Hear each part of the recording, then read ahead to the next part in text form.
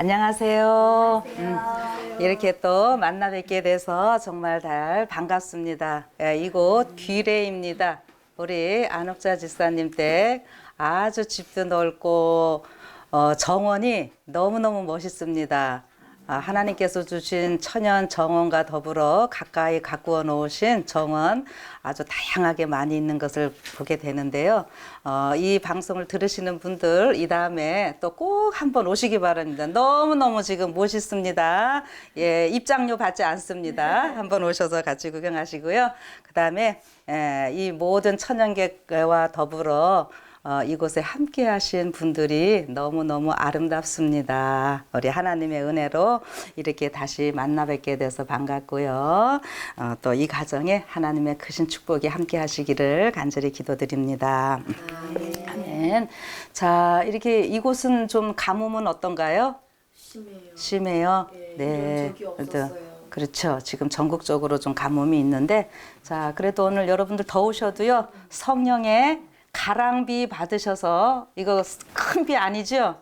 성령의 가랑비 받으셔서 이제 성령의 큰 비로 이제 나가셔야 됩니다. 아멘. 예. 제가 지금 이제 이곳에서 하는 말씀의 주제는 절기를 통해서 보는 요한계시록입니다. 그래서 오늘은 이제 벌써 5번째 시간이 되겠네요. 우리가 지난번까지 이 절기라고 하는 것은 모에드, 정해진 시간이라고 하는 거예요. 하나님께서는 어떤 일을 구속사에 관련돼서 일하실 때에 하나님이 하고 싶으면 하시고 아니시고가 아니라 정해진 시간. 근데 그 정해진 시간은 하나님만 정해진 시간이 아니라 우리와 약속하신 시간입니다. 예, 그거를 생각을 하셔야 돼요. 그래서 예수님이 사복음서 이게 보다 보면 어떤 때는 내 때가 아직 이르지 아니하였다 뭐 이런 표현들이 바로 이 절기와 관계된 겁니다. 예, 그거 생각하시면서 좀 보시면 되겠어요. 그래서 우리가 6월절, 무교절, 요제절까지는 다 좀 했고요. 오늘 이제 이 절기를 제가 다루는 이유들이 다 구약에 관련 있는 거니까 이 글은 제가 자주 인용을 합니다. 여러분들 좀 보시라고요. 구약의 모든 것들이 어떻게 해요? 복음에 대한 치밀한 예언이었다. 구약은 율법이지요. 신약은 복음이죠. 구약이나 신약이나 다 예수님이에요. 예수님이 우리 가력법은 기별에 보면 율법이시요 복음이시다. 이렇게 분명히 말씀하셨어요. 네.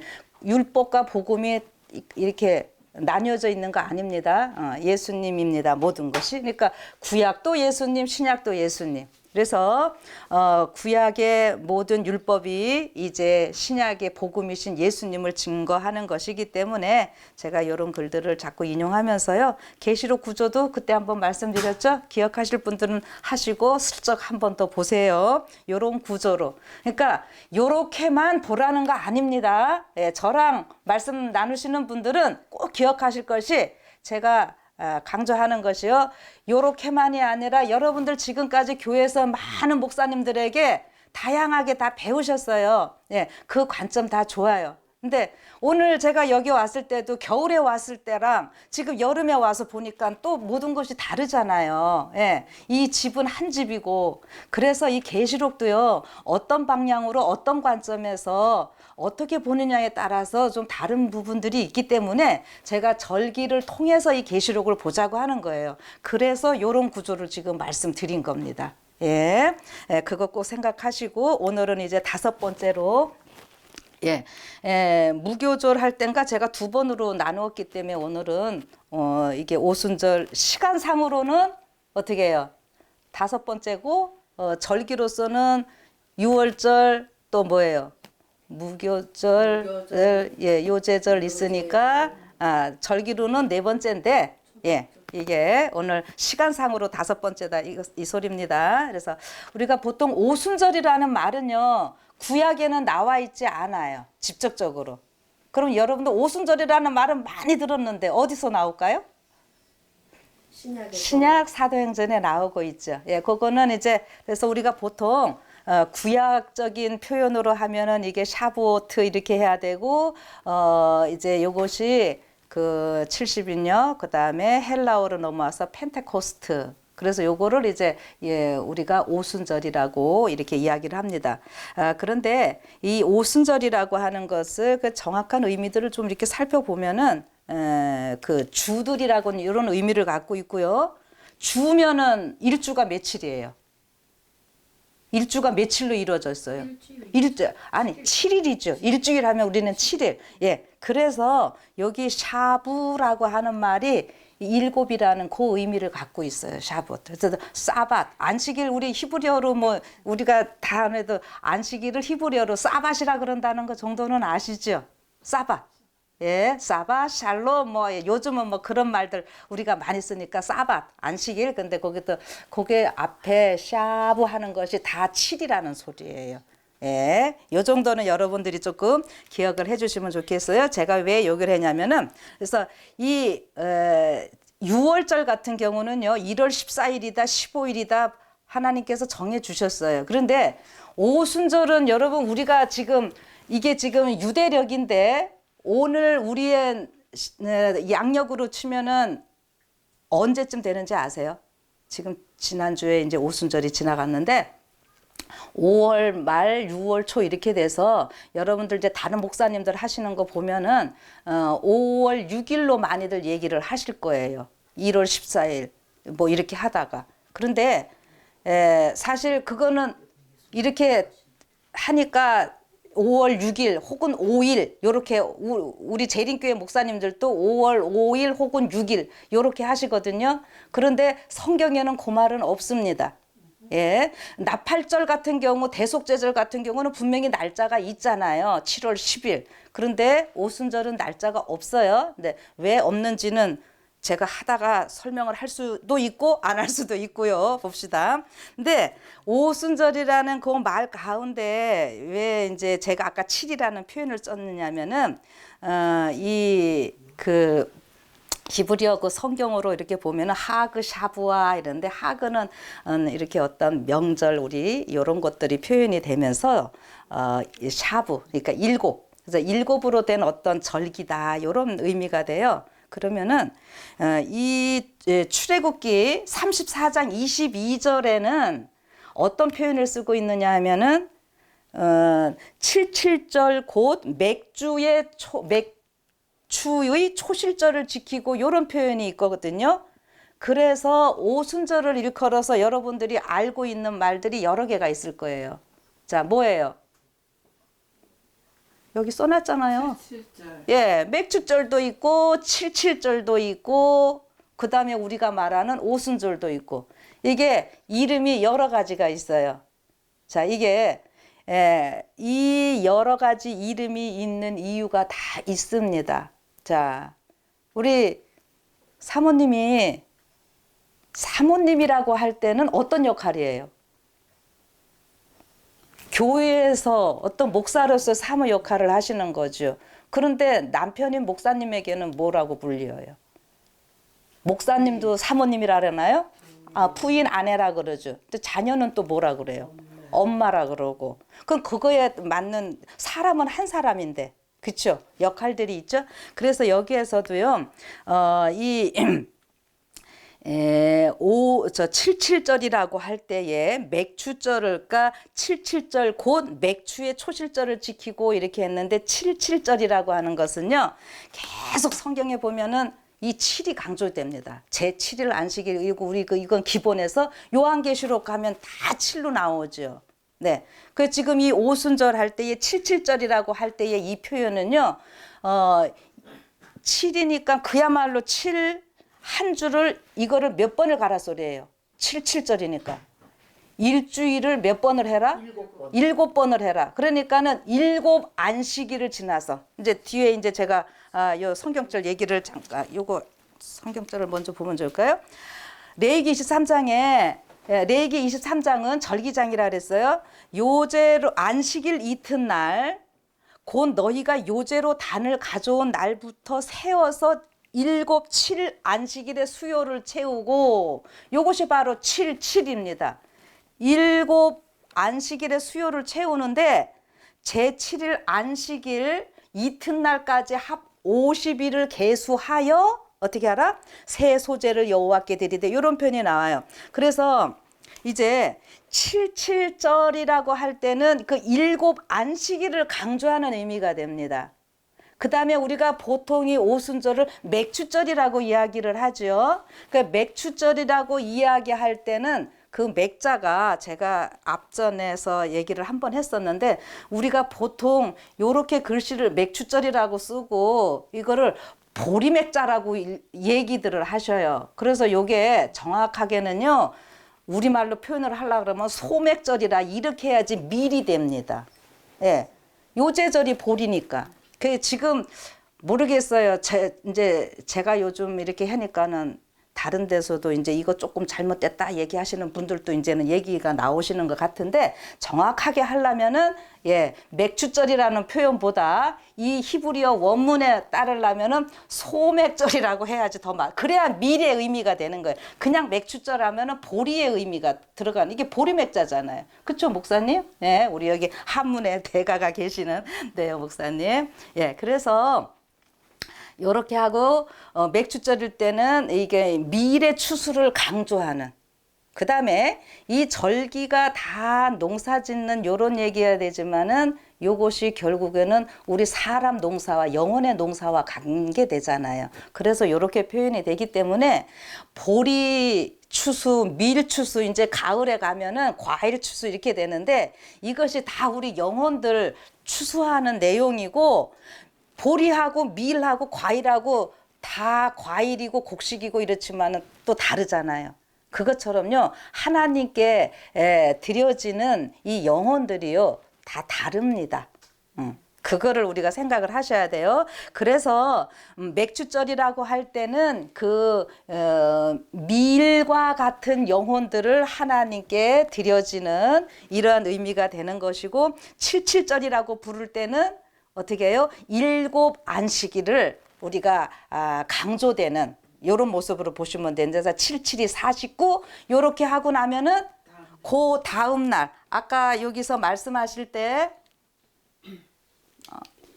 안식일 이튿날까지 합 50일을 계수하여 50이라는 말이 여기 요렇게 있기 때문에 구약에 이제 신약에서는 오순이라는 말이 나오는 거예요. 순자가 무슨 순자냐면은 열흘 순. 그래서 우리 한 달 30일 있으면은 초순, 중순, 상순 이렇게 얘기를 하죠. 네. 그러니까 오순이면은 10이 몇 번 같다 소리예요? 5번. 그러니까 77이 49 해갖고 그 다음 날 그러니까 오순절이라고 할 때는요 무엇이 더 강조되는가 하면은 잘 들으세요.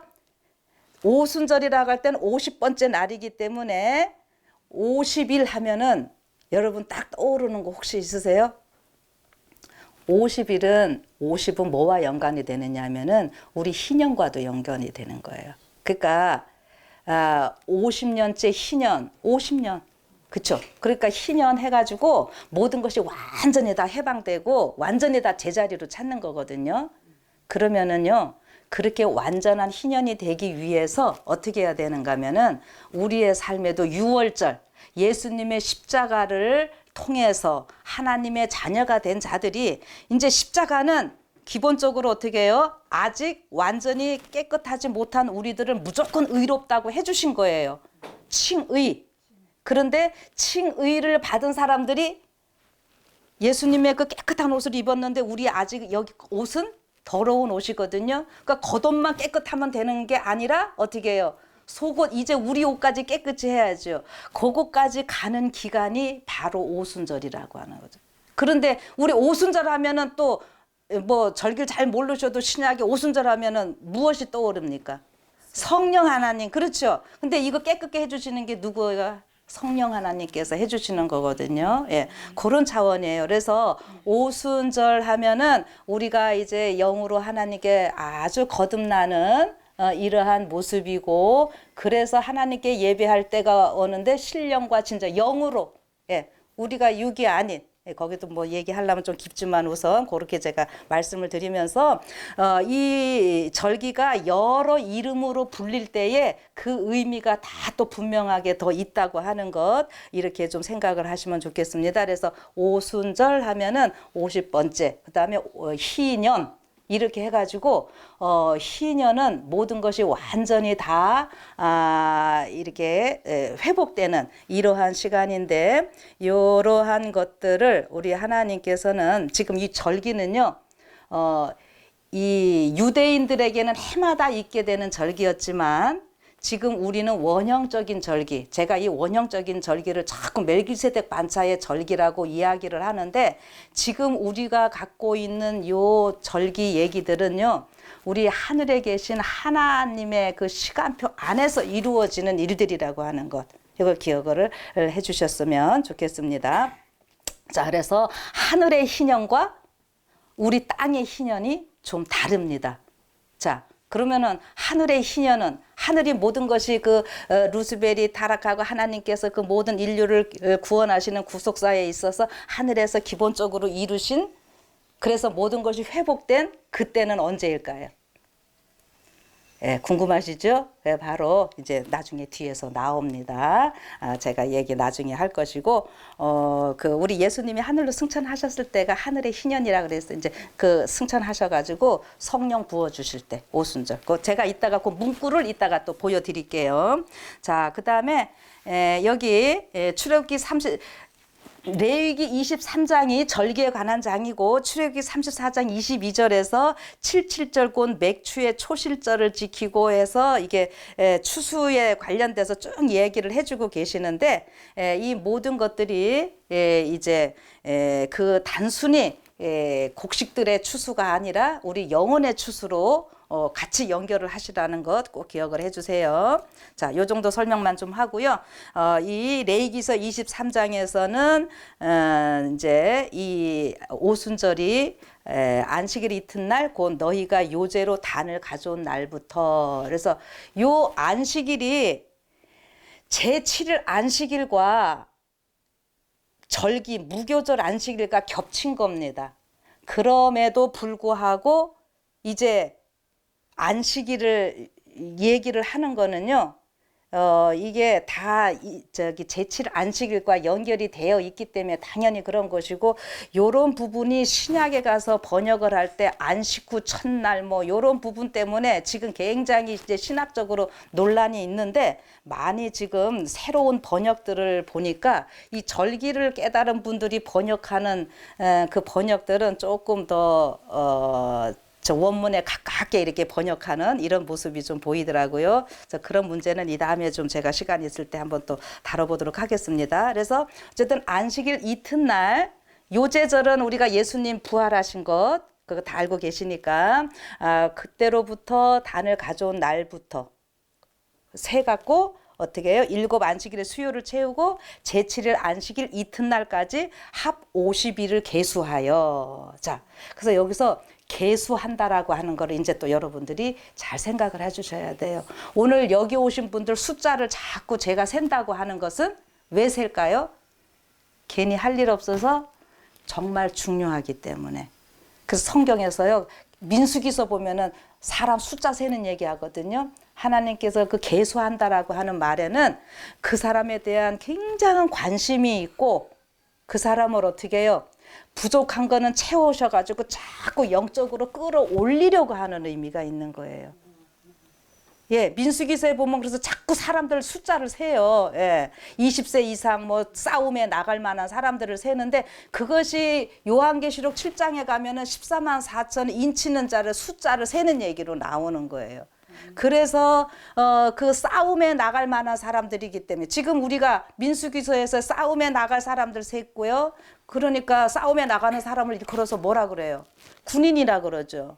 그 다음에 우리가 지금 영적으로 대쟁투 싸우잖아요, 우리가. 예, 그래서 하나님께서 자꾸 숫자를 세주시는데 그 숫자를 세주신다고 하는 거에서 굉장한 우리가 하나님께 감사를 드리면은 너무 좋겠습니다. 그래서 숫자를 세가지고요, 떨어뜨리려고 하시는 것이 아니라 자꾸 확인하시고 확인해서 없는 사람 얼른 찾아와야 되잖아요. 네, 그런 거예요. 그리고 자꾸 올리시고 이런 의미가 있어요. 그래서 계수하여 새 소재를 드리는데 요거 소재 이따가 또 뒤에 나옵니다. 떡 2덩이 드려야 되는 거 여기 지금 그래서 떡 2덩이 드리는데 요때에 뭐냐면은 그 고운 가루에 누룩을 넣는다. 무교절이라고 할 때는 누룩을 다 빼야 되는데 또 여기 오순절에서는 뭐 한다고요? 누룩을 넣어라. 그리고 가루도요. 굉장히 지금 고운 가루, 소재, 소자라고 하는 것은 아주 희다라는 의미도 되면서 가늘다 이거예요. 그래서 그런 생각도 또 이제 염두에 두시면서 이제 계속 봅시다. 자, 이렇게 해서요. 뭐 이것까지 다 하려면 오늘 시간이 안 돼서 여러분들이 기억하실 것은 레위기 23장 21절 이날에 너희는 너희 중에 성회를 공포하고 아무 노동도 하지 말지니 이는 너희가 그 거하는 각 처에서 대대로 지킬 영원한 규례니라. 예. 이것이 언제 하루로 끝나는 것이 아니라 있는 곳에서 영원히 대대로 지킬 이런 규례라고 말씀을 해주시네요. 그러면은 이제 우리가 할 것이 뭐냐면은 아까 이 숫자를 세라 그랬죠. 그 숫자를 세는 것을 뭐를 이제 세느냐 하면은 그 날짜를 하루하루 세는 그것과 더불어 이 보리 추수를 이렇게 하고 그 단들을 어떻게 해야 될지 이런 것들을 다 세는 거거든요. 그런데 여기 이제 오멜이라고 하는 이 표현은 히브리어인데 우리 저기 그 만나 거둘 때 한 오멜씩 거두고 하는 얘기 나오죠? 예, 그때 그 오멜 생각하시면 돼요. 근데 그것이 한 단위고 그 한 오멜이라고 할 때에 이 보면은 그게 어떠냐면은 이 단을 나서를 이제 이렇게 추수를 하잖아요. 그러면은 한 단을 묶을 때 어떻게 해요? 몇 번 이렇게 해서 놓고 해서 단 하잖아요. 그러면은 이게 몇 번 보통 성인 남자의 주먹으로 몇 번을 한 것을 한 단이 될까요? 이제 이건 그냥 여러분들에게 심심해서 물어보는 거예요. 몇 번 정도 하면은 한 단이 될까요? 몇 줌 집으면? 우리 이 목사님 손이 얼마나 크신지 모르겠다. 예, 보통요. 일단 3줌 집었을 때. 3줌 집었을 때 그게 한 단이 되고 여기 아까 이제 에바 뭐 다 나오는데 그 소재로 여기 떡 드리는 거 다 그런 것과 연관이 돼요. 그러면 이제 계시록하고 제가 자꾸 연결을 하니까 이거 3번 집는 거 뭘로 연결하시면 좋겠어요? 이 세천사기별 3번, 이 3이라는 숫자가요. 창세기서부터 계시록까지 계속 나옵니다. 그래서 이런 거를 자꾸 세고 계수하고 이렇게 한다고 했는데 왜 이렇게 하냐면은 이스라엘에서는 이 50일간의 그 숫자를 세고 할 때에 이때에 그 1년의 농사가요. 요 날씨에 다 좌우되기 때문에 그런다라고 하는 거예요. 그래서 이들이 그냥 하나님이 세라고 하니까는 그냥 세는 것이 아니라 굉장히 절박한 심정으로 이거를 하루하루 셌다고 하는 거죠. 그러면은 그게 무슨 얘기냐면은 우리는 그 무슨 일을 행사를 하려 그래요. 그러면은 제가 이거 그림으로 이제 높은 숫자에서부터 작은 숫자로 이렇게 하죠. 그쵸? 100, 다 카운트 다운 100, 99 이렇게 해갖고 드디어 D-Day, 뭐 내일 이렇게 하루 이렇게 딱 얘기를 하잖아요. 이거는 세상의 방법이고요. 하나님의 방법은요. 그게 아니라고 하는 거죠. 오늘 이제 첫째 날, 둘째 날, 셋째 날. 그러면 숫자가 많아지면 어떻게 되는 거예요? 그만큼 모든 것이 풍성해져요. 그러면은 우리가 지금 예수님의 의를 입은 사람들로서 우리의 삶이 변화되고 하는 것이 숫자가 많아지면 많아질수록 점점 더 어떻게 해요? 풍성해지는 이 모습입니다. 높아지는 모습입니다. 그래서 아까 제가 계수한다고 할 때는 부족한 거 채워주시면서 자꾸 더 높여주신다 그랬죠. 이게 다 그러니까 영적으로 더 충만한 삶, 예수님을 그만큼 많이 닮아가는 삶. 그러니까 오순절이니까 성령 받은 사람은 누구를 닮아가는 거예요?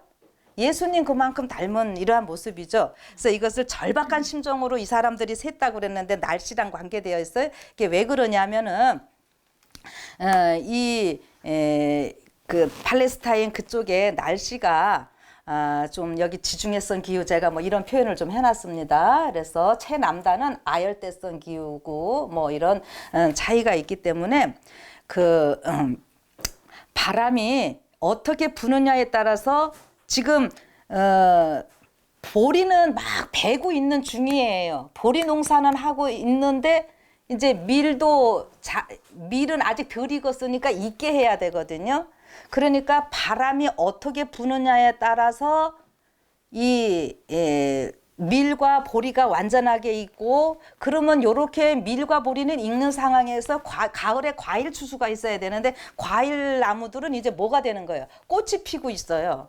근데 이게 잘 바람이 여기 북서풍에 부는 요 바람으로 지중해에서 불어오는 어떤 북서풍으로 인해서는요, 이게 조금 차가운 바람도 되고 해갖고 그 전분이 잘 안에서 안착될 수 있도록 그렇게 밀과 보리에 그런 바람이 필요한 거고, 또 반대로 남쪽에 남동풍이 막 뜨거운 바람이 불으면서 이 꽃이 폈으니까 꽃가루에 뭐 수분 이런 것들이 다 날라가지고 이것들이 또 과일이 또 잘 맺을 수 있도록. 근데 요 날씨가 아주 잘 조화롭게 되어야지만이 곡식도 잘 거두고 나중에 과일도 잘 거두고. 그런데 이게 잘못되면은 농사 다 망친다고 하는 거죠. 그래서 이 사람들이 굉장히 절박한 심정으로 이 숫자를 세면서 이렇게 일을 했다고 하는 거죠. 그래서 그거를 조금 더 제가 자세히 해놓은 게 이렇게 있어요. 첫 주는 북서풍 비바람이 이렇게 불도록 이렇게 기도를 하고요. 나머지 6주는 77이 49주니까 남동풍이 불면은 곡식과 과일 모두 풍년이 들 수 있고요. 그래서 이스라엘의 농사의 성패는 그들의 노력과 열심이 아니라, 그들이 물론 열심히 기도하지만 이 모든 걸 주관하시는 분은 누구셔요? 결국은 하나님이시고, 열심히 숫자 세면서 기도할 때에 그건 하나님께 기도하니까 하나님께로 향해지는 거예요, 결론은. 그래서 전적으로 모든 것이 하나님께 달려있다는 그런 의미를 갖게 되면서 이것이 우리의 풍년과 흉년이 전적으로 하나님의 판단과 결정에 달려있음을 믿고 철저히 순종하는 삶을 살아야 한다. 제가 이렇게 말씀을 드리고, 이것이 이제 우리의 영혼 추수에 있어서 어떤 의미를 갖게 되는지는 이제 계속 가면서 좀 보도록 하겠습니다. 그리고 이제 내가 모든 것을 철저히 하나님께 맡긴다라고 하는 그 의미는 뭐냐면은요, 그것이 어디에서 아주 강력하게 우리가 표현이 되는 거냐? 바로 어디서요? 예배를 통해서 나타나는 거죠. 우리가 모든 것이 나의 삶은 하나님의 것이고 하나님은 내 생애의 모든 것의 주인이시다 하는 이 표를 마음으로 그냥 이루고 있는 것이 아니라 그것을 실질적으로 나타내는 것이 언제예요? 예배 시간이고, 그런데 그 예배 시간이 공식적인 것이 어디예요? 제7일 안식일이잖아요. 그래서 7주가 그렇게 중요한 겁니다. 이렇게 해서 제7일 안식일이 중요한 거고, 마지막 계시록에 우리 가장 큰 개쟁점이 될 이슈가 뭐예요? 안식일, 이게 그 율법, 뭐 우리가 다 거기에 포함되는 거예요. 그래서 예배를 드리지 않는 자는, 제가 이렇게 써봤어요. 예배를 드리지 않는 것은 내 힘으로 살겠다는 뜻이고, 내 힘으로도 얼마든지 잘 살 수 있다는 교만이다. 네. 왜 제가 이런 표현을 좀 썼냐면, 요즘 뭐 유튜브 같은 거 들으면서 코로나 핑계 대가면서 이걸로 그냥 교회 모이지 않고 집에서 혼자 물론 그거 예배 돼요. 그러나 하나님께서 명하신 건요, 모여서 드리는 예배라고 하는 거예요.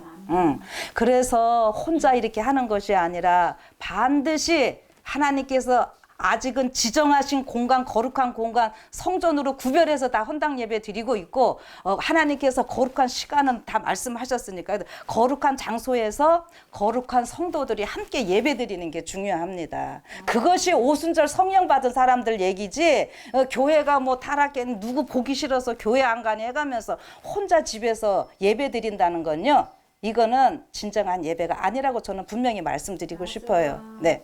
그래서 저는 이게 제 말씀 들으시는 분들, 들으시는 분들은 꼭 좀 안식일마다 철저하게 열심히, 교회 가서 죽어도요, 그거 뭐라고요?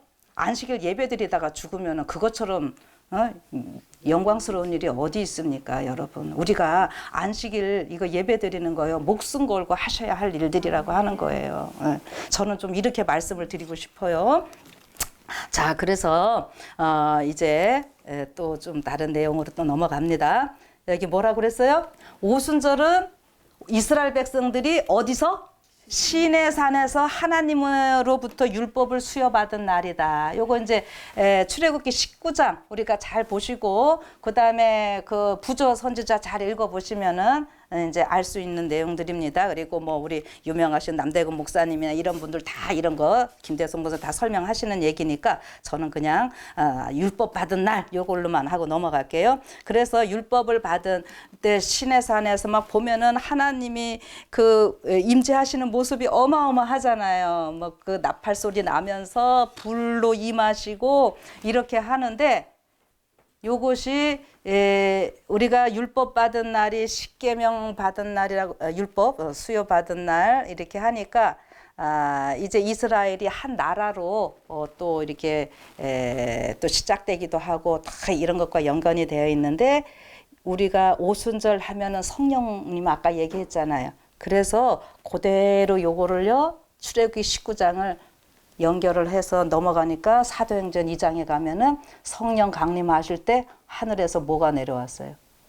불의 혀가 불로써. 이게 시내산의 19장 그거 똑같은 얘기입니다. 그래서 여러분 여기 그 율법 받고 모세가 이제 하나님이 율법을 먼저 선포하시고 이제 돌에다가 새겨 주시려고 이렇게 부르셨었는데 이스라엘 백성들이 그 사이에 또 범죄했잖아요. 그래갖고 레위인들을 통해갖고 막 3,000명씩 막 죽여요. 그때 다 그게 오순절과 연관돼서 일어나는 사건이거든요. 그런데 신약에서는 반대로 어떻게 해요? 하루에 3,000명부터 회개하고 그 열매가 열리는 이런 모습으로 하나님이 얘기하십니다. 이게 다 3,000명 얘기가 괜히 하는 것이 아니에요. 3,000명, 5,000명 이제 이렇게 나오는데 구약에 3,000명 그때 죽은 것과 연관이 되는 이 숫자들입니다. 더 자세한 거는 또 이 다음에 또 합니다. 저는 간단하게만 오늘 하고요. 그래서 성령은 바람으로 또 우리가 표현되는 거는 잘 알고 계시죠? 예수님이 니고데모하고 말씀하실 때 바람으로 표현된 것 어디서 오는지 모르지만은 우리가 그 흔적을 보면서 알 수 있듯이 오늘 이 시대에 예수님을 영접할 성령을 받은 사람이라고 하는 사람들, 성령의 인도함을 받는 사람들은 우리가 어떤 내 자신이 뭐가 드러나고 뭐가 이렇게 이러는 삶이 아니라 전적으로 예수님과 연합한 이런 사람들의 모습은 결과로 나타나진다고 하는 겁니다. 예, 그게 중요한 거죠. 예, 그래서 지금까지 제가 설명한 것 이제 성경적으로 말씀을 좀 드리면은 사도행전 2장 1절에 보니까 드디어 무슨 말이 나왔어요? 오순절 나왔네요. 구약에는 직접적으로 오순절이라는 말 없어요. 여기서 그대로 나온 거고요. 그래서 저희가 다 같이 한 곳에 모였더니 이랬는데 제가 그 다음에 2장 2절에 보면은 호련히 하늘로부터 급하고 강한 바람 같은 소리가 있어 저희 온 집에 가득하며 불의 혀같이 불 얘기 나오죠. 그리고 여기 여기 집이라고 표현된 것이 이게 뭐냐 하면은 바로 성전이라고 하는 거예요. 우리는 자꾸 집회 개별적으로 하면서 오순절 다락방 이런 표현을 씁니다. 다락방에서 모였었어요. 맞아요. 거기서 기거했어요. 그러니까 다락방은 높은 방입니다. 그러니까 그것도 레위 반차보다 더 높은 멜기세덱 반차를 표현하는 것이고 이 다락방에서 그들이 모였지만은 실질적으로 그들이 할 때는 성전에 가서 다 모여야 됐습니다. 그리고 오순절에는 6월절, 오순절 또 어디요? 우리 이지사님 초막절 이 세 절기는 반드시 남자들이 모여야 된다 그랬잖아요. 그래서 지금 이 오순절 때 사람들이 집으로 가지를 못했어요. 예. 그리고 다락방에 모여 있었고 예수님이 40일 계시면서 승천하시면서 기다리라 그러니까는 그때 막 유대인들이 어떻게 할지도 모르고 무섭기도 한데 집으로 가면 되는데 못 가고 예루살렘에 모여 있었던 이유가 그겁니다. 이거 오순절 지키고 가려고 반드시. 그리고 이제 그들이 보통 때는 다락방에서도 뭐 밤에는 모였겠죠. 거기서 기도하고. 근데 낮에는요. 누가복음에 보면은 성전에서 매일 찬송했다 그랬어요. 그리고 이 날이 지금 사도행전 2장의 요 날은 오순절이어서 성전에 다 모였기 때문에 먼저 다락방에 모여서 회개하고 준비했던 사람들의 모습을 그런 사람들에게는 성령이 내리는 모습을 오순절 지키려고 사람들이 많이 모였잖아요. 그러니까 그 사람들이 본 거예요. 여러분 그렇게 된 거예요. 그러니까 성령 받는 것도요. 순서가 있어요. 이 예수님 12 제자들이 이제 사도로 부르심 받고 거기 120명만 모여가지고 있었죠. 그 여러분 120명도 자꾸 숫자로 얘기하려고 그러지 말고 그 모인 이름의 수가 120이라고 하는 거예요. 그래서 14만 4천도 제가 숫자를 얘기하려고 그러지 말고 마지막 남은 무리의 이름이라고 제가 얘기하는 게 그래서 그러는 거예요. 그래서 그들이 이렇게 했을 때 이들이 120명 정도가 먼저 다락방에 모여서 회개했던 사람들이 이렇게 성령 받는 모습을 보고 이 수많은 모였던 사람들이 그래갖고 이게 도대체 면서 우리는 이 나라에서 저 사람들 말하는 거 다 우리말 내 말로 알아듣네 막 이렇게 되는 거잖아요. 그러니까요, 제가 무엇을 얘기하고 싶으냐면은 지금 속으로 여기저기 집회들 하시는데요. 거기 가셔가지고 그게 성령 받는 게 아니라 그렇게 모이시는 이유는 우리가 정말 한 성전에서 아직은 눈에 보이는 이 성전 안식일 이런 데서 함께 모여서 그리고 어떤 집회를 할 때에 그렇게 크게 같이 모여서 진정한 그 하나님께서 주시는 그 성령을 받기 위한 그러한 모임이라고 하는 것을 제가 말씀드리는 거예요. 그래서 저희가 이번에도 다음 주 금요 벌써 이제 이번 주네요. 17, 18, 19 2박 3일 예, 돌아오는 금요일부터 2박 3일 여기 원주 재림연수원에서 저희가 재림을 사모하는 사람들 이런 좀 의미를 갖고 모임을 좀 갖고 그럽니다. 그래서 이런 집회 때에 우리가 다 같이 또 모여서 또 하나님의 그 은혜를 나누고 또 돌아가서는 어떻게 하는 거예요? 또 나누고 이런 삶이 계속 돼야 되는 거지요. 자, 그래서 그냥 따로 모여 있어서 거기서 성령이 임하는 것이 아니라 성령 받을 준비해가지고 전체적인 모임 성전에서 하나님께서 성령을 부어주셨다고 하는 것을 꼭 기억을 해주시기 바랍니다. 자, 그렇게 해서 그들이 막 말 잘하고 열심히 했죠. 말해서 그들이 방언의 은사 받아갖고 뭐 했어요? 복음 전도했어요. 그렇죠? 예수님이 누구신지 전 세계적으로 막 다 사람들이 모였으니까. 그래서 언어에 하나님께서 능력을 주셔서 그 복음을 전하게 하셨는데 요즘 우리 어떻게 합니까? 이 언어를 복음 전하는 데 쓰지 않고 남의 말 하는 데 쓰고 뭐 잘못된 말 써가지고 우리가 지금 하나님께 불령강 돌립니다. 우리 이러지 말고 진정한 성령의 우리 방언의 능력 달라고 정말 기도들 하셔야 돼요. 응? 방언의 능력 뭐예요? 진짜 예수님의 복음만 전하는. 여러분 우리가 세상적으로는 어떤 그분이 뭐 이렇게 그런데도 이분들 말씀 전하면서 막 영혼 구원하는 분들 많잖아요. 예, 저는 그런 게 다 방언의 능력이라고 생각합니다. 우리가 뭐 영어 통역하고 뭐 하는 거 그것도 필요하죠, 당연히. 그리고 우리 정말 이게 천명 선교사나 뭐 이런 경우들 가끔 들어보면은 미종족들 아주 복음 전도 안 된대. 가서 말 잘 못하는데도 이렇게 말도 하다 보면은 그들이 말씀 깨닫고 예수님 영접하고 그러잖아요. 이게 다 성령의 그 인도하심인 거예요. 그래서 우리가 이 시대에 정말 방언의 능력은 정말로 예수님의 복음만 나가는 그러한 방언이 될 수 있도록 우리가 또한 또 기도를 해야 되겠습니다. 자, 그래서요 여기 보면은요 구약에 이스라엘 백성들이 오순절을 세면서 생명 걸고 기도하고 그렇게 한 결과 그들이 풍성한 밀 추수를 이제 거둘 수 있었듯이요. 이렇게 하나가 잘 되면 이제 그 다음에 연거푸 잘 되는 겁니다. 그렇죠? 볼이 잘 되면 그 다 날씨가 이제 그렇게 잘 돼서 초로를 이게 되는데 이것이 제가 어떻게 좀 표현했냐면은 나머지 모든 추수의 시작이자 보증이기도 했고 제자들이 성령을 부어주시도록 간절히 기도했을 때 풍성한 영혼 추수가 이어졌다 이겁니다. 예, 그래서 이것이 세계 선교의 시작이자 보증. 그래서 예내신에 뭐라고 그랬어요?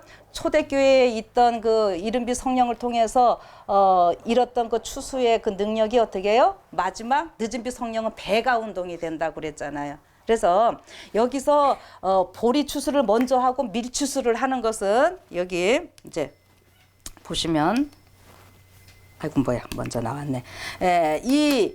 소제를 드리는데 소제는 가루 그걸 해갖고 떡 2개를 드려요. 그 왜 그러냐면은 떡 2개를 하는데 요것이 아까 곱게 아주 고운 가루라 거칠면 안 돼요. 곱다라는 거는 무슨 의미일까요? 밀이나 보리나 다 시커먼데 겉껍질은 자꾸 갈면 갈수록 하얘지죠. 그게 우리 예수님이 우리 인류를 위해서 이 갈리려면은 이게 뭐예요? 예, 고통당하신 우리 예수님 인류를 위해서 그렇게 해서 하얗게 돼갖고 우리의 의의 흰옷 입혀주시는 예수님의 모습이신데 그런데 이 모든 절기가 예수님이고 그러면 그 다음에는 우리한테 적용해야죠. 우리도 어떻게 해요? 그 예수님의 의를 입었으니까 우리도 빠지고 찢어지고 해갖고 하얗. 그래서 마지막 요한계시록 19장 하면은 흰 세마포를 입었으니 이렇게 얘기가 되는 거거든요. 그래서 이렇게 드려졌어요. 떡 2개인데요. 요때는 고운 가루에다가 누룩을 넣는다 그랬는데 요 누룩은 이때는 성령 하나님을 나타냅니다. 자, 그래서 여기 유대인과 이방인 이제는 제자들이 성령 받고 막 이방인들에게 외치기 시작했잖아요.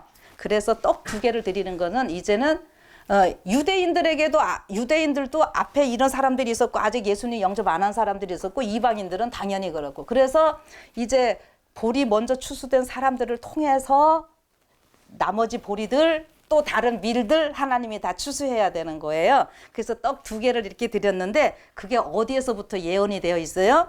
우리 성서에 보면은 이 진설병 할 때에 어떻게 했다고요? 12개의 떡을 놓는데 이게 12지파 되면서 이게 신약까지 이어져서 12사도 12제자 이렇게 되는데 6개씩 해갖고 2덩이가 돼요. 제가 그래서 요 그림 제가 요거를 쓴 거예요. 그래서 여기 보면은 유대인과 이방인 요 관계입니다. 자, 그래서 오순절 성령 받고 예수님이 그 성령 받기 전에는 가지 말라 그랬고 또 사도행전 1장 8절에 전도하는 순서 분명히 얘기해 주셨어요. 예루살렘과 온 유대와 사마리아와 땅끝까지 이렇게 되는 거예요. 그 여러분들 오늘 우리가 씨 뿌리게 하시고 전도지 열심히들 다 하잖아요. 이게 지금 뭐예요? 그들 영혼 구하면서 우리가 먼저 준비되기 위한 일이에요. 우리 재림교회 안에서 먼저 깨끗하게 되는 먼저 준비되는 일들이 있어. 예루살렘과 우리 총 본부와 이건 교단적으로 그렇게 생각하시면 되고 내 마음에도 예루살렘 어디 가장 깊숙한 거 내 영적으로 이렇게 해서 깨끗해지면서 자꾸 전도가 돼야 되는 거죠. 그래서 요것을 유대인과 이방이 이 표상은 뭐 어디나 다 나오는 얘기니까 제가 요거를 이제 우리 버전으로 맞춰야죠. 지금 현재의 버전으로. 오늘 유대인은 누구예요? 하나님의 율법을 가지고 있는 여러분과 저입니다. 그래서 하나님의 계명과 예수의 증거를 가진 자들. 이거를 또 다른 말로 남은 무리, 또 다른 말로 14만 4천. 그 우리가 준비돼 갖고 어떻게 돼야 돼요? 지금 막 이방인들, 개신교를 비롯한 다 곳곳에 하나님 백성이 있다 그랬잖아요. 이런 백성들 하나님께서 지금 누구를 통해서 찾으셔요? 자, 그러면 보리는 우리예요. 밀이 저 사람들이에요. 그러니까 보리가 이제 연그러 가지고 드려지면서 이 밀 추수를 하면서 이 보리는 더 완전하게 되는 거고 밀 추수를 하면서 나머지 과일들 또 이제 가을에 할 수 있도록 준비되는 것이고 이렇게 되는 거예요. 그래서 여러분 뭐예요? 우리가 자꾸 전도하라, 전도하라, 선교 막 교회에서 맨날 그거 강조하죠. 예. 그게요. 이래서 다 나오는 겁니다.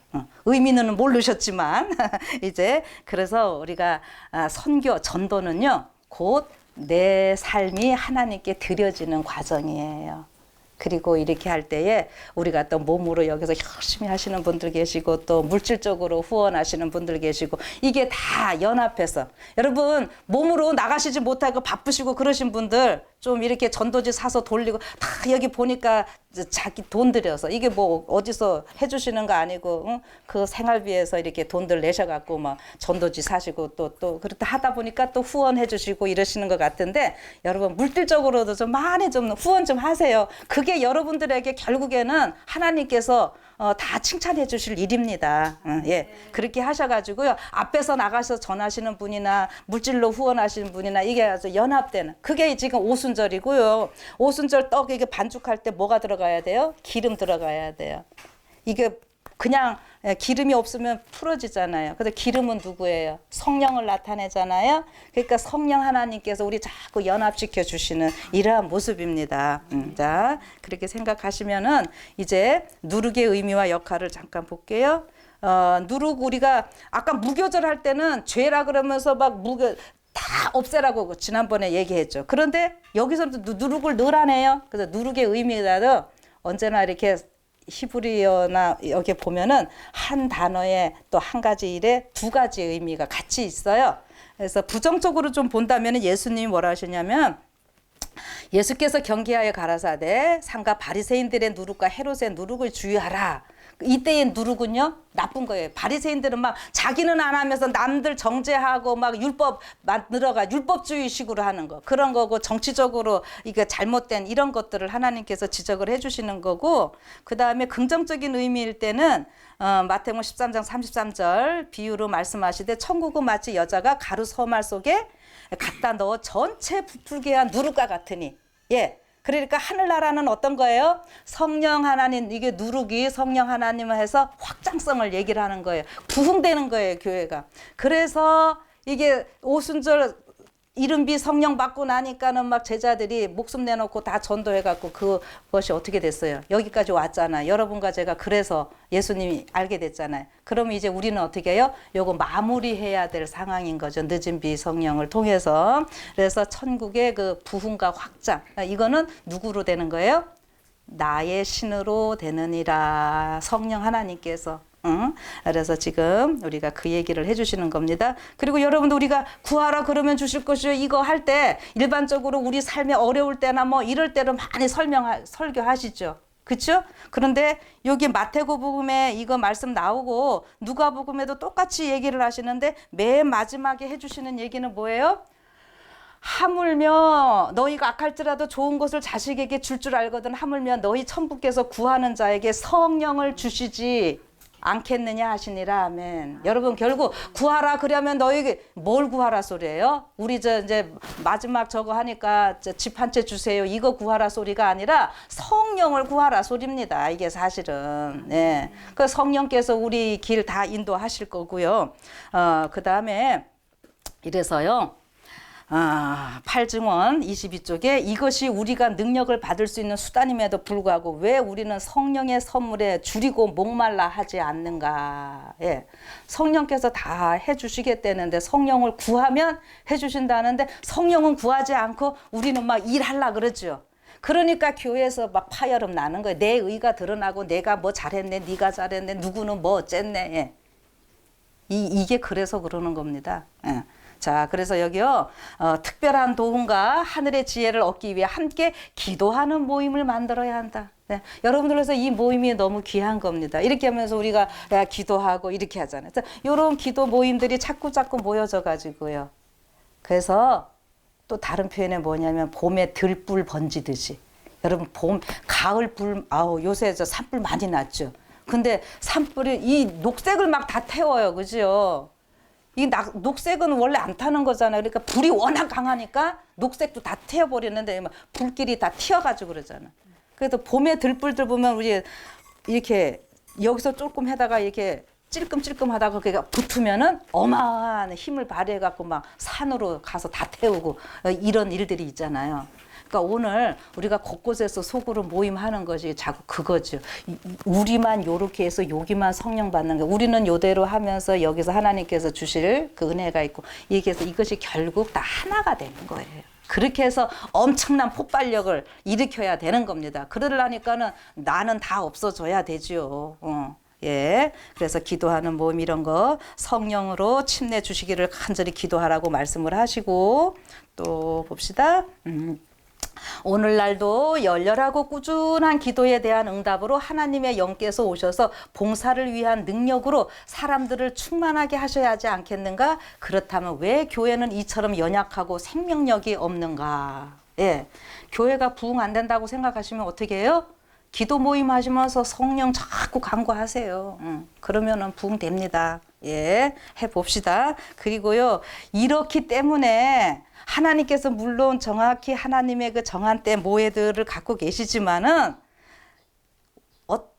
우리가 준비 안 됨으로 지체되는 것 같이 보이고 왜? 이렇게 되는 거예요. 그래서 이런 말씀이 있는 겁니다. 우리 주 예수 그리스도의 오심을 고대할 뿐 아니라 촉진시키는 것이 모든 그리스도인의 특권이다.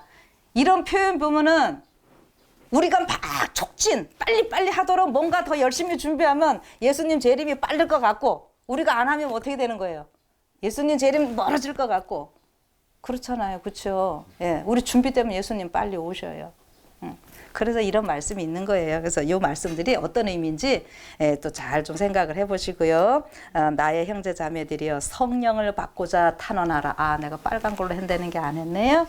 자, 그래서 이런 말씀들 우리가 아주 많이 있잖아요. 그래서 오순절 무료 다락방 운동인데 결국에는 또 알고 보면은요, 그 제자들이 했던 게 뭐냐면 회개의 기도였어요. 다른 거 없었어요. 네 거 내 거면 내가 높고자 하려고 예수님 나 이제 며칠 있으면 십자가에 달릴 거야. 내도 기등으로 들리지도 않고 내가 무슨 장관 안에 하다가 예수님 죽고 나니까 부활하시고 이제 이때 승천하셔가지고 이 사람들이 모여가지고 회개할 때 그런 거 다 없어지니까 영적으로 어떻게 해요? 그 야고보와 요한의 엄마가 와서 뭐라 그랬다고요? 예수님한테 그 전에 뭐라 그랬어요? 우리 아들 하나의 오른편에 좌편에 앉혀주시오. 막 이랬잖아요. 여러분 근데 그 하나님께서 그 소원 들어주셨나요? 안 들어주셨나요? 우리 자꾸 안 들어줬다고 그러시는데 저는 이제부터 들어줬다고 생각하세요. 어떻게 해요? 영으로 바꿔주셨어요. 그래갖고요 야고보와 요한 순교 제일 첫 번에 당했잖아요. 그쵸? 그 다음에 요한은 어떻게 했어요? 맨 마지막에 요한도 사실은 순교했다가 끓는 가마 속에서 살아나갔고 또 그러니까 요한도 어떤 면에서 보면 순교예요. 그래갖고 어떻게 했어요? 예수님 오른편 왼편 했으니까 됐네요. 뭐 시작과 끝을 다 같이 장식하잖아요. 저는 이렇게 말씀을 이렇게 지금 우리 지난번 가정책도 그렇지만은 그 레위 지파들이 시몬과 레이가 그 야곱이 할 때는 그게 저주예요. 그런데 그 디나 사건으로 인해서 세겜 사람들 막 몰살시키고 해갖고 그 어떤 면에서 보면 저주지만은 그들이 그거를 생각하고 정신 바짝 차렸을 때에 그러한 흩어짐이 오히려 레위 지파가 천국에 흩어져 갖고 제사장 지파 역할을 하면서 하나님의 그 구속사를 이뤄가거든요. 근데 시므온은 똑같이 그거 받았는데 그거 정신 안 차리고 가나안 들어가기 전에 그 신물이 그래갖고 막 강간 사건도 하고 막 이러죠. 고수비랑 막 음행하는 이렇게 하면서 시므온 지파들은 어떻게 해요? 숫자가 확 줄어들어갖고 거의 없어져 버리는 이러한 일들이거든요. 그러니까 우리가 어떤 말씀 하나님께서는요 화도 다 복으로 바꾸시는 분이에요. 네. 우리가 그거를 그래서 우리의 삶에 어떤 어려움 당했을 때 우리가 실패한 것 같고 실수한 것 같지만 거기에서 물론 상처의 흔적은 남지만 결론은 하나님께서 아름답게 해주시는. 그래서 지난 시길 우리가 요셉에 대한 것도 결국 하나님은 그 형제들의 악함을 가지고 오히려 역이용하셔가지고 다 그 구속사를 이뤄 가시잖아요. 네, 그렇게 좀 보시고요. 그래서 우리가 성령을 받고자 탄원하라고 말씀하셔서 현재의 오순절 지키기 제가 이 구약 시대 사람들이 그 숫자를 세면서 했던 것을 제가 어떻게 적용을 하냐면은 우리도 지금 또 우리 재림교회 안에도 무슨 절기파가 어디 있어요. 그래갖고 오순절 만찬에 초대합니다. 이러고 저 이상한 사람들처럼 그러는데 여러분 5월 6일이니 5월 5일이니 해갖고서는 그날 만찬하는 것이 그게 오순절 지키는 게 아니고 우리 성령 받은 사람들은 어떻게 해요? 어떻게 하는 게 오순절 지키는 걸까요? 제가 제일 첫 번에는 그 성전에 모이기. 그 다음에 성전에 모이면은 또 모여서 뭐 했을까요? 기도하면서 말씀 나눴겠죠. 그쵸? 그런데 이렇게 하다 보니까는 기도하면서 말씀 자꾸 읽다 보니까 내 안에 뭐가 보여요? 죄된 것들이 자꾸 보이니까 자꾸 회개하죠. 예, 예, 이게 현재의 오순절 지키는 방법 중에 하나입니다. 예, 만찬하는 것이 오순절 지키는 거 아니에요.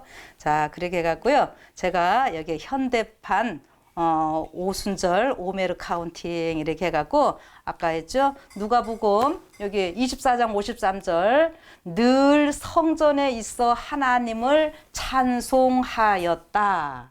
누가복음 분명히 나오잖아요. 다락방에 24시간 있었던 거 아니라고요. 예. 저녁에는 다락방에 모였지만은 낮에는 어떻게 해요? 늘 성전에 있어서 하나님을 찬송하고 이렇게 할 때에 어떻게 했어요? 그들이 하나님께서 성령을 보내주시는 이러한 모습을 보게 됩니다. 자, 그렇게 해서요. 오순절 성령 강림은 구주라고 우리 사도행적에 해놨는데 구주라는 표현보다 저는 리디멀로 여기 영어에 나왔기 때문에 구속주로 번역하는 것이 더 정확하다고 봅니다. 그래서 구주의 취임식이 끝났다는 하늘의 통보였다. 그분은 당신의 약속에 따라 하늘로부터 성령을 그의 제자들에게 보내셨는데 이것은 왕으로서 우리 이거 조금만 신경 써 보셔봐요. 왕으로서 하늘과 땅에 이렇게 해서 나왔는데 왕으로서만 해놓으면 안 돼요. 원문에는요. as priest and kings 이렇게 해갖고 이게 무슨 얘기냐면은요. 왕과 제사장으로서 요것이 바로 멜기세덱 반차의 대제사장이 왕과 대제사장 역할을 다 하시는 예수님의 모습을 보여주는 거예요. 그래서 왕과 제사장으로서 멜기세덱 반차의 모든 걸 따라서 지금 하늘에서 취임하신 예수님의 모습을 나타내는 겁니다. 그래서 왕으로서만 해서는 안 되고 여기 이게 프리스트 제사장이란 말이 우리 번역에도 반드시 들어가야 되는데 이거 빠진 게 저는 좀 아쉬워서 제가 요거를 해봤습니다. 관심 없으신 분들이야 그냥 넘어가는데 관심 있으신 분들은 요것이 얼마나 중요한 건지를 알 수 있으실 거예요. 그래서 요렇게 해서요. 지금 이제 계시록 5장에 보면은 내가 봄에 보좌에 앉으시니 오른손에 책이 있으니 안팎으로 썼고 7인으로 봉하였더라 이랬어요. 그래서 여기에 내용 자체가 이제 취임하신 예수님께서 왕과 제사장으로 오순절 그때 취임하셨잖아요. 취임하셨으면 일을 해야죠. 대통령 취임식에 있으면 그냥 띵까띵까 노는 게 아니라 이제 대통령으로서 임무를 하시는 거잖아요. 그러니까 우리 예수님이 왕과 제사장으로서 임무를 행하시는 모습을 계시록 5장에서 지금 얘기를 해주는 거예요. 그래서 여기 보면은 이 오른손에 책이 있으니 이거 오늘 이건 다 하지는 않습니다. 하여튼 5장에 요 내용들이 이 우리 예수님께서 왕과 제사장으로서 취임하셔갖고요. 멜기세덱 반차의 대제사장으로서 왕으로서 취임하셔가지고 우리 인류를 위해서 일하시는 이러한 모습이고 그래서 요 때에 이제 AD 31년 예수님이 하늘로 올라가셔서 봉사하시는 그 일을 이때 취임하시는 이 장면에 대해서 제가 여기 쓴 게 없어서 여기 보면은 이때가 뭐라고 하나님께서는 표현을 하셨는가 하면은 그리스도의 약속이 이제 성취되는 모습이었는데 이제 때가 이르렀다. 성령께서는 그리스도의 처형과 부활과 승천을 기다려왔다. 이제 10일 동안 제자들이 성령을 간구하였고 하늘에서는 그리스도께서 그들의 간구에 중보를 더하셨다. 이때는 하늘의 희년 즉 즉위와 취임식의 때이었다. 우리 예수님이 어떻게 한 거예요? 취임하시고 즉위하신 그때가 하늘의 희년이었다. 그리고 하늘에서는 이제는 모든 것이 완전히 다 회복된 거예요. 그 희년이라고 하는 거지. 안식년, 희년 다 이제 우리가 해보면은 그래서 우리 주기도문 가르쳐 주실 때 하늘의 뜻이 땅에서도 이루어지다 이렇게 하잖아요. 그 하늘에서는 다 됐으면 이제 어디서 돼야 돼요? 땅에서도 그 일이 다 이루어져야 되는 거거든요. 그래서 땅에서도 그것이 완전히 이루어지는 일들이 결국은 이제 예수님이 재림하셔서 이런 모든 것을 다 해나가시는 거예요. 그래서 초기문집에 보면은 그때의 땅의 희년이 시작되었다 이런 식으로 표현을 좀 해놓는 겁니다. 그래서 오늘 여러분들이 조금 처음 오신 분들은 힘들고 이렇게 할지라도요. 이제 오순절 하면은 성령, 이거는 다들 알고 계시잖아요. 그래서 성령님의 역할이 무엇인지, 내가 성령 받은 사람으로서 어떤 삶을 살아야 될지, 여러분들 이거 꼭 기억하시고 성령 받은 자들의 신앙의 삶이 어떻게 돼야 되는지. 그래서 특별히 성전의 안식일 목숨 걸고 안식일 날 교회 가시고요. 안식일 지키시고 이렇게 하시다 보면 어떻게 해요? 결국 그러한 일들을 통해서 내가 이 온전한 예수님으로서 소재로서 예수님이 소재로서 드려졌고 우리도 또 그 소재가 되는 거예요. 네, 그래서 이런 거 생각하시면서요. 오늘 여기에 참석하신 모든 분들 또 영상을 들으시는 분들 정말로 먼저 준비된 소재로서 하나님께 드려주고 그래서 쓰임 받는 여러분과 제가 되기를 바라면서 오늘 말씀 마치겠습니다. 자, 기도할까요? 하늘에 계신 하나님 아버지, 우리가 몇십 년 동안 또 어떤 분들은 또 뭐 몇 년, 우리가 이 연수는 다 다르지만은 하늘에 계신 하나님 아버지가 한 분이시고 우리 모두가 자녀가 되어서 하나님을 아버지라 부를 수 있는 이 귀한 특권 주셔서 너무나 감사합니다. 그냥 그 특권도 감사한데 저희들 통해서 또 같이 아버지의 자녀들 구원하는데 우리를 사용하시고자 하시는 귀한 뜻을 인하여 또 다시 한번 감사드립니다. 네, 우리가 하나님께 쓰여지기 위해서 어떻게 해야 될지 우리가 성령 하나님을 간구하라 그랬고 성령께서 우리의 모든 것을 하시겠다고 약속하셨고 이미 구약에서 하나님은 다 그 모든 것들을 예표를 통해서 해주셨습니다. 우리의 이 삶은 그냥 이길까 될 수 있을까 하는 이런 궁금증이 있는 삶이 아니라 하나님께서 이루어 놓으신 그 사업에 동참하는 일들입니다. 우리가 그런 사람들임을 꼭 생각하고 오늘 또 확신 가지고 당당하게 기쁨으로 살아가는 저희 모두 되게 하여 주시옵소서. 그래서 이른비 오순절 초대교회의 그 역사를 통해서 아버지께서 온 세상에 복음 전하셨으니 이제 저희 그 뿌려진 그 모든 씨앗들 저희가 이 마지막 세대 사람들로서 늦은비 성령을 통해서 또 그 모든 것을 마무리 지으시려고 하시는 아버지의 귀한 뜻을 분명히 깨닫고 성령의 사람으로 저희가 살아가게 하여 주시옵소서. 그렇게 하기 위해서 매 안식일 기억하게 하시고 성전에 같이 모이게 하시고 우리 성도들끼리 서로 사랑하게 하시고 또 우리에게 방언의 능력 주셔서 우리의 말들이 다른 허튼 말이 아니라 예수님을 전하는 말들이 되게 하여 주시옵소서. 오늘 한날의 모든 것 하나님께 의탁드리오며 우리의 구주 예수 그리스도의 이름으로 간절히 기도드리옵나이다. 아멘.